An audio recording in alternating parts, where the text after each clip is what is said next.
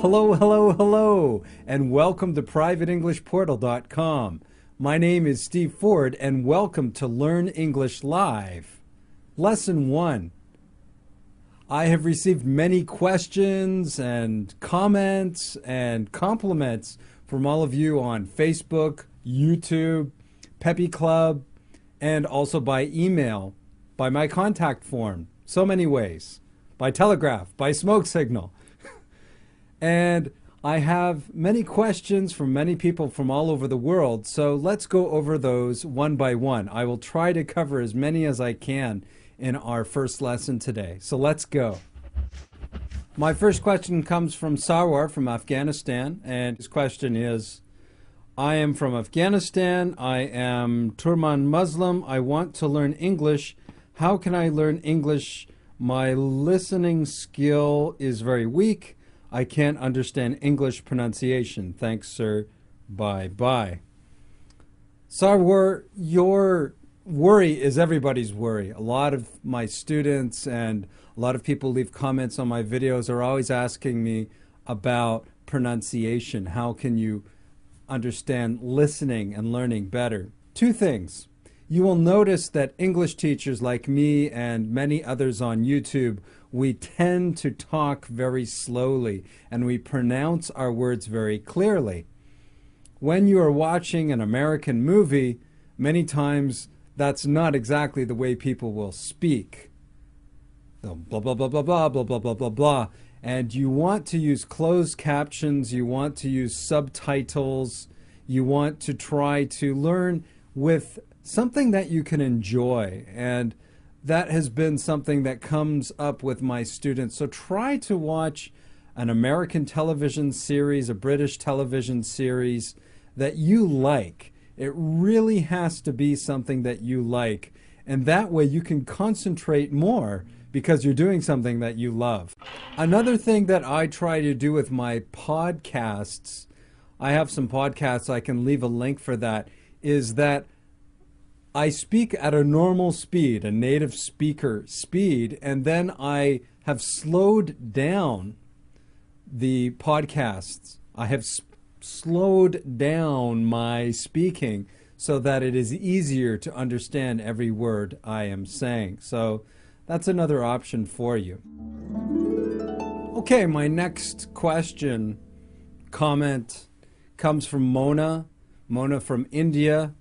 Mona works for the Indian government, and here's her message. When I'm watching English movies or news, I could not understand. I have a great problem in English as I'm working in government.org. I felt very bad whenever I get together with my boss. I feel embarrassed because I don't know how to speak English.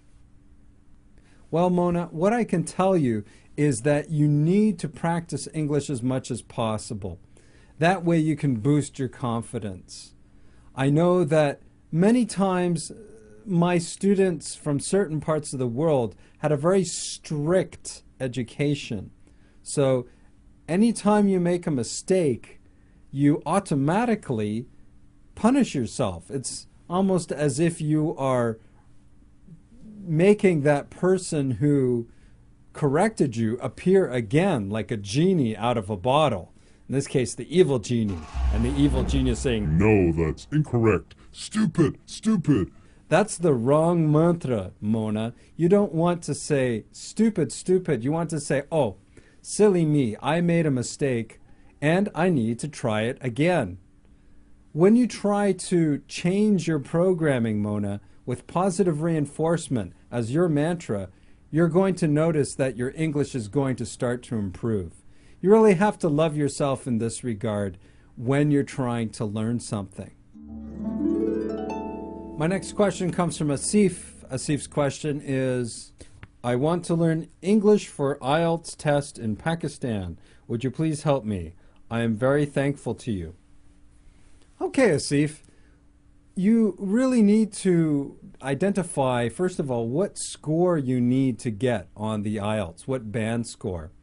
Second, you need to know, are you taking the IELTS general test or are you taking the IELTS academic test? Because they have similarities in their sections, but the IELTS academic is much harder, and it tests people on academic topics, just like as if you were in an English-speaking university. My next question or message is from Rodica from Romania.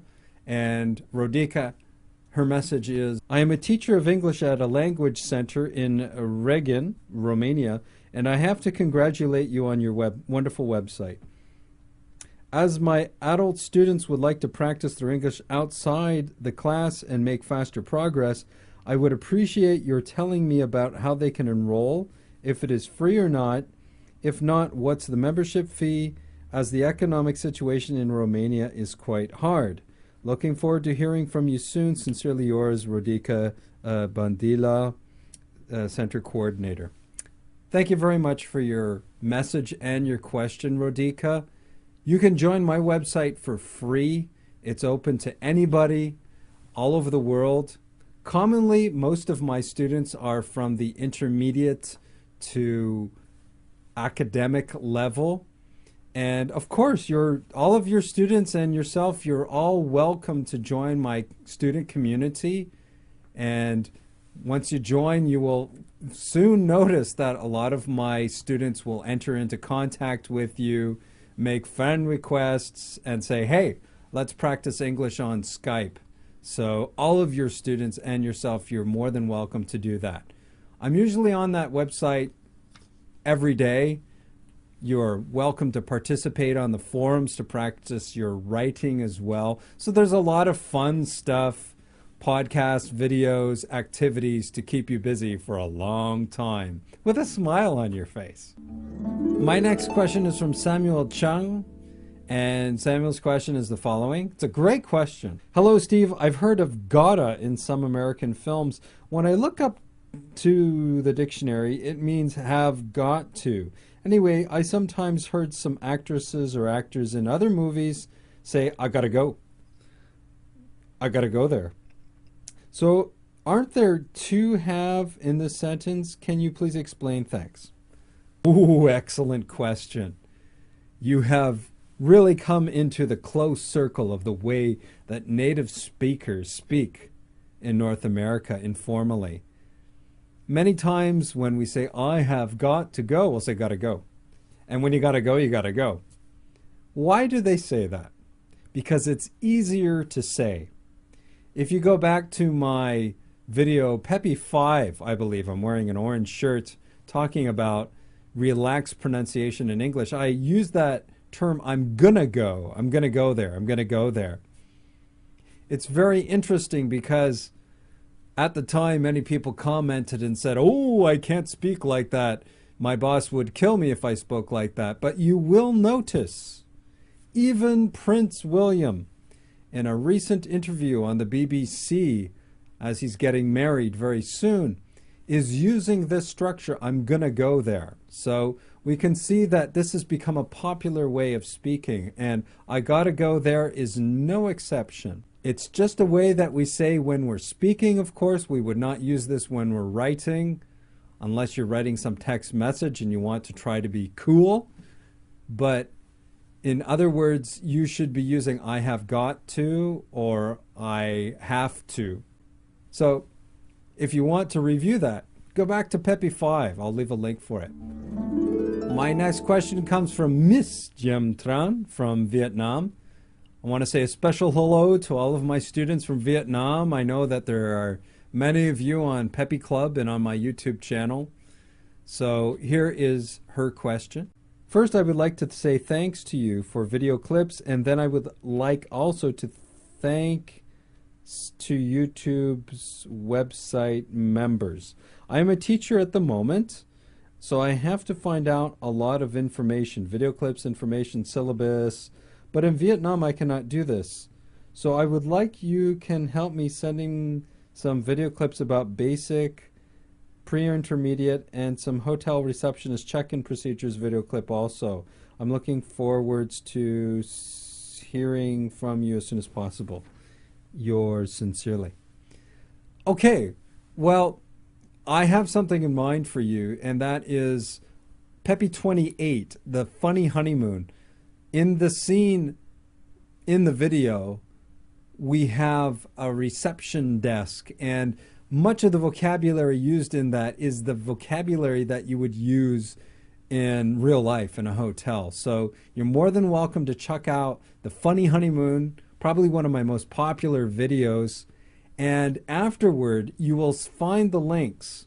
You will find the links for the explanation all the way from basic, pre-intermediate, intermediate, upper intermediate, advanced for that one video. So I'm sure that that would be something that would help you practice to find what you're looking for. My last question for today comes from Marcos from Portugal. Marcos's question is about conditional 2. Yes, conditional 2 and conditional 3 are very important for students that want to reach the advanced level of English. I've made many videos about conditional 2, but I'm more than happy just to give you the basic structure right now that all of the English teachers all over the world will teach you. And that is that you have the if part, what we call the if clause. So it's like if, sentence, comma. And in that part, you want to use something in the simple past, and then the rest of the sentence, and then period. You want to use some modal, would, could, might, plus the simple form of the verb. So I mentioned this in Peppy 16. I also mentioned it quite recently in much detail, conditional 2 and 3, in Learning English TV 6. That has been one of my very popular videos right now about ancient mysteries. So you can check that out. There's a lot of information there, Marcos, and I'll leave a link for that. But I have given you the basic structure for conditional 2.